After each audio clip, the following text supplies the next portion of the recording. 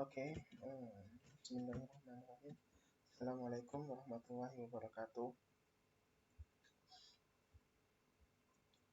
Selamat pagi, adik-adik semua. Jadi pada materi kali ini kita akan lanjut membahas tentang flowchart ya, latihan flowchart yang saya kasih pada pertemuan pertama. Jadi kemarin saya minta kalian untuk membuat flowchart mencari lowongan pekerjaan dan melamar pekerjaan. Oke. Sebelum kita membuat, yang perlu diperhatikan adalah yang kita buat ini adalah subbagian atau subproses dari sebuah flowchart besar, yaitu flowchart cara mendapatkan pekerjaan. Jadi sebelum kita membuat flowchart mencari lowongan pekerjaan, harus diperhatikan inputnya sebelumnya itu apa, daerah, gaji, dan outputnya sebelumnya adalah apa, yaitu lowongan pekerjaan. Jadi ini nanti flowchart yang kita buat harus nyambung dengan flowchart utama ini. Oke, ini saya sudah buat di page 2 kalau nggak salah. Nah, ini mencari lowongan pekerjaan, flowchartnya mencari lowongan pekerjaan. Jadi yang pertama seperti biasa kita buat simbol start. Jadi start itu harus ada, wajib ada di setiap flowchart yang kalian buat ya. Jadi pertama start, mulai. Setelah itu di sini inputnya sama kan seperti yang tadi, daerah, gaji. Di sini inputnya daerah, gaji. Berarti di sini juga daerah, gaji. Nah, setelah itu dicek apakah memiliki akses internet. Jadi apakah orang yang mencari pekerjaan ini memiliki akses internet? Kalau ya, maka cari lowongannya di situs lowongan kerja. Oke, setelah itu, kalau tidak, maka ditanyakan lagi apakah memiliki akses ke surat kabar. Surat kabar ini koran ya. Kalau ya, maka cari lowongan kerja di surat kabar. Kalau tidak, maka cari lowongan dengan bertanya kepada orang sekitar. Oke, setelah itu semuanya ini masuk ke satu conditional pertimbangan. Jadi logical condition. Jadi dia sebuah pertanyaan yang nanti outputnya berupa yes atau no. Nah, di sini tiga-tiganya setelah proses cari lowongan ini, dia masuk ke pertanyaan, apakah lowongan sesuai kriteria? Nah, kriteria itu apa? Kriterianya adalah ini, daerah, gaji ya. Jadi setelah itu dicek, kalau dia masuk kriteria, maka yes, dapatlah lowongan kerja yang diinginkan. Setelah itu, dapat itu berarti di-outputkan ya. Di-outputkan setelah itu N. Nah, ini sesuai dengan yang di flowchart utama. Di flowchart utama, proses ini mengoutputkan lowongan pekerjaan. Maka di sini juga dalam flowchart ini, output akhirnya adalah lowongan kerja. Nah, itu kalau yes. Kalau no gimana? Kalau no maka balik lagi ke atas, ke sini. Apakah memiliki akses internet? Maka cari di situs lowongan kerja. Kalau enggak, apakah surat kabar? Kalau iya, cari lowongan di surat kabar. Kalau enggak, cari lowongan dengan tanya-tanya ke orang. Gitu ya. Nah, ini saya inputnya harusnya jadi satu. Jadi satu panah gitu. Oh, bisa ini gini aja. Nah, biar kelihatan jadi satu ya. Jadi dia jadi satu, outputnya jadi satu, terus masuk ke apakah lowongan sesuai kriteria. Oke. Saya harap sejauh ini paham.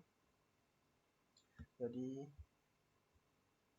begitulah cara kita membuat flowchart mencari lowongan pekerjaan. Oke, sebentar ya.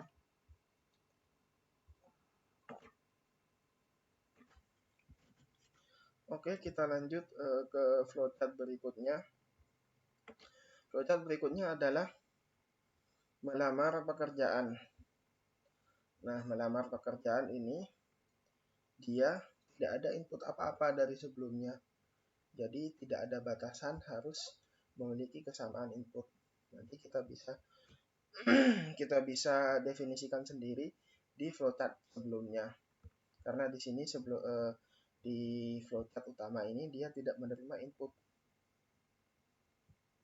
Ya. Oh, sorry. Inputnya adalah lowongan pekerjaan ya. Karena dia seret ke sini. Coba kita cek ya. Oke. Ya, karena lowongan pekerjaan dia ditanya apakah persyaratan dapat dipenuhi. Nah, setelah itu masuk ke proses melamar pekerjaan. Nah, dia sebelumnya nggak ada input khusus di sini di flowchart utama. Maka nanti di saat kita buat flowchart tentang melamar pekerjaan, input awalnya tidak harus sama dengan yang di sini. Karena di sini nggak ada inputan khusus, bisa kita definisikan dari sini langsung ya. Setelah itu outputnya di sini berupa apa? Outputnya juga nggak ada, dia langsung masuk ke proses ya. Jadi tidak ada output khusus yang diminta oleh subproses flowchart melamar pekerjaan.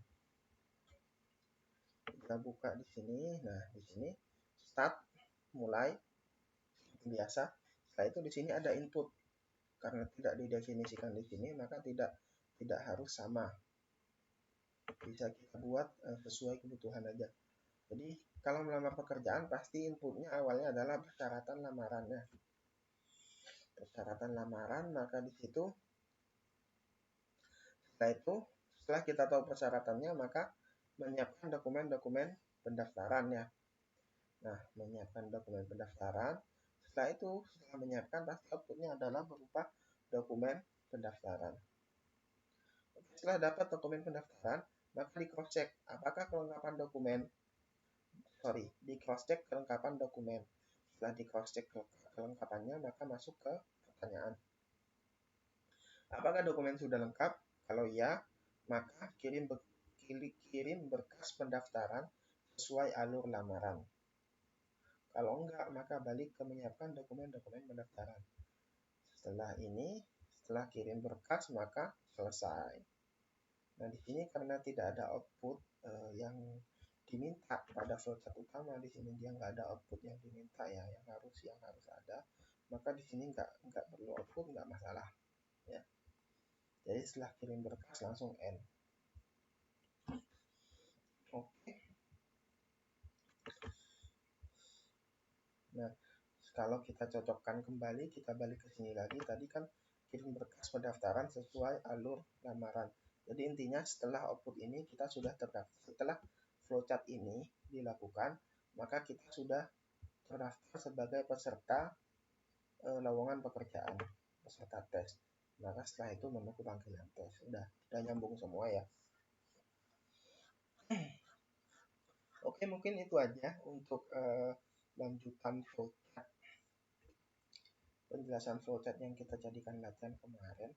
Mungkin kalau ada pertanyaan bisa ditanyakan via grup WA ya. Nah, untuk selanjutnya, nggak ada. Ini sudah punya.